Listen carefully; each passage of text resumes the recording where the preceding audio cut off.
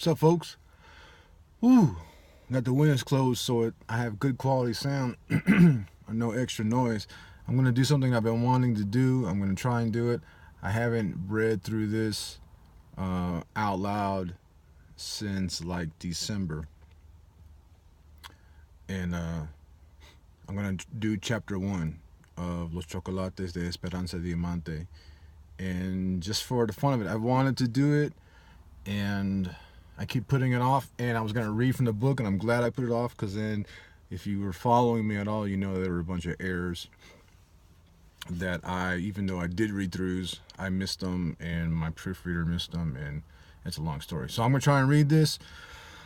I'll do my best to roll my R's and get my accent in, and let's see if this works out pretty well or fairly well. I'll keep going through all the chapters.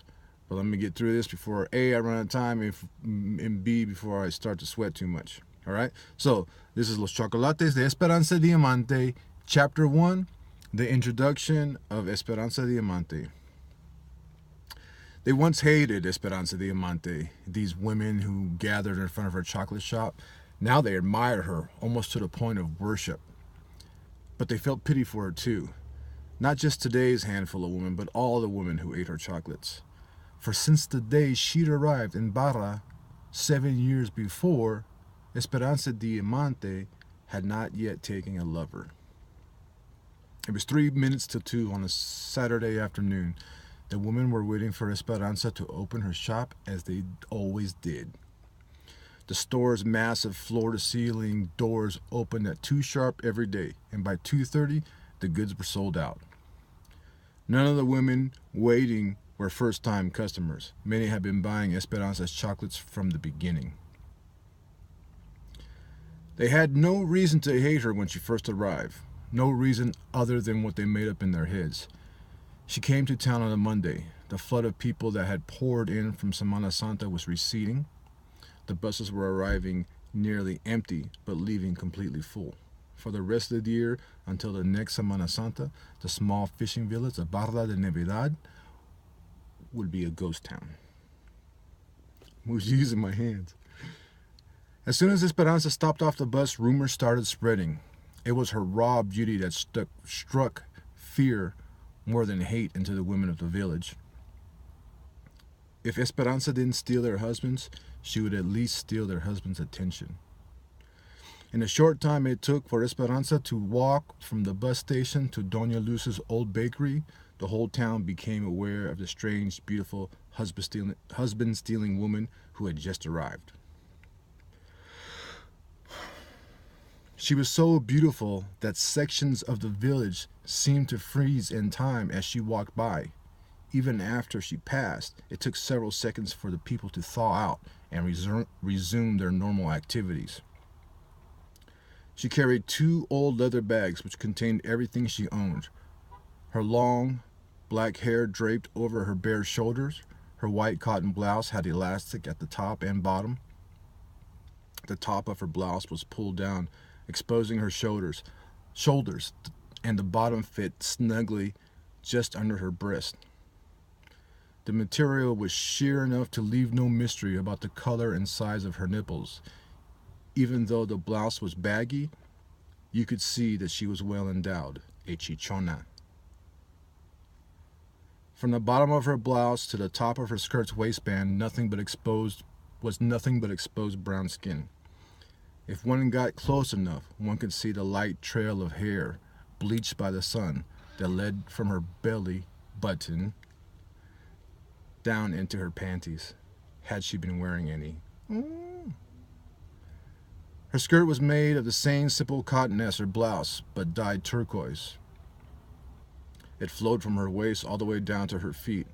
Unlike her blouse, the skirt did leave a mystery of what her body looked like underneath, unless the sun gave away her secret.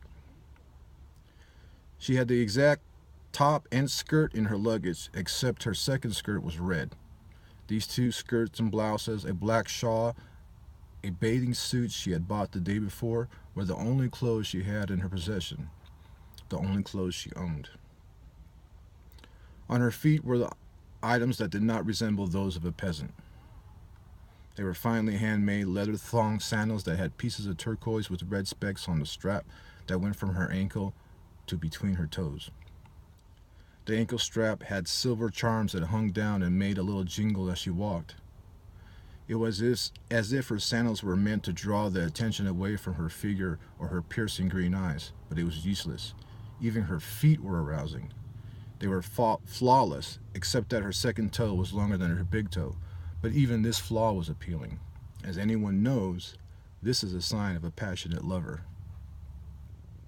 Her beauty was so prominent, so bold, that not only did she steal the attention of men in town, but that of the women as well. This was all in the past now. The women of the village not only loved and respected her, but they trusted her. They no longer feared she would steal their husbands. In 7 years, not had she only not stolen anyone's husband, but she hadn't even taken an available man to her bed. More than anything else, they revered her because of her chocolates and the pleasure they brought. It was 2 p.m. when the ladies heard the metal bolt on the other side of the giant doors unlatch. Both doors simultaneously swung open. There she was, the beautiful Esperanza, with her green eyes, black hair, white cotton blouse, red skirt, and fancy sandals. Pásenle, mujeres. There are plenty of chocolates for all of you. That's it. All right, got a bead of sweat on my mustache here. Let me know what you think. That's chapter 1, and it took me several months to do this, so hopefully I won't take as long to do chapter 2. If you like what you read, I'm gonna put a link right here so that you can go to my website and read it. I don't know. Whee! The next step would be to buy it. You could buy it. That Kindle's $2.99. Oh, it's on Kobo too. Oh, I gotta put a link to Kobo on my website. Anyways, folks, that's it. Thanks.